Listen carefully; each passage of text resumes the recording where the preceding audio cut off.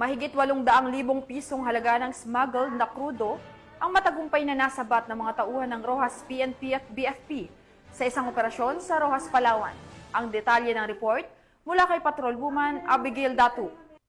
Apat ng mga tauhan ng Rojas Municipal Police Station at Bureau of Fire Protection ang nasa 78 drum ng krudo sa pantalan ng Rojas, Palawan, pasado alas 10 ng umaga noong ika-27 ng Hulyo taong kasalukuyan. Nahuli naman sa operasyon si alias Raymond, 48 years old, operator ng truck na pinagkargahan ng mga krudo, kasama ang mga pahinante na sina alias Rolando, Gualberto at Mark na pawang mga residente ng Rojas, Palawan. Ayon sa Rojas Municipal Police Station, nakatanggap sila ng impormasyon na may nagaganap na iligal na pagbiyahe ng mga produktong petrolyo.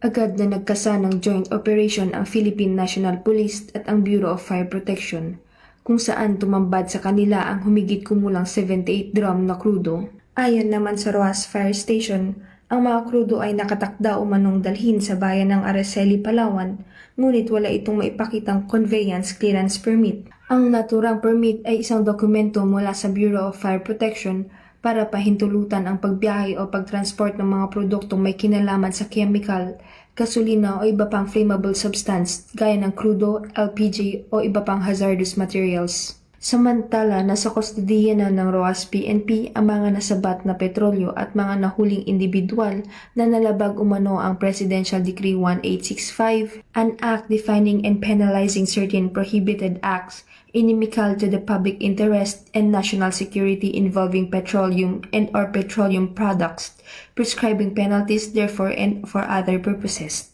Ang matagumpay na operasyong ito ay nagpapakita ng mas pinaigting na kampanya ng kapulisan laban sa iligal na kalakalan na naglalayong tiyakin ang kaayusan at kapayapaan sa komunidad. Mula dito sa Calapan City, Oriental Mindoro, ako po ang iyong Police News Network Correspondent, Patrolwoman Abigail V. Datu, alagad ng batas, tagataguyod ng Balitang Pulis.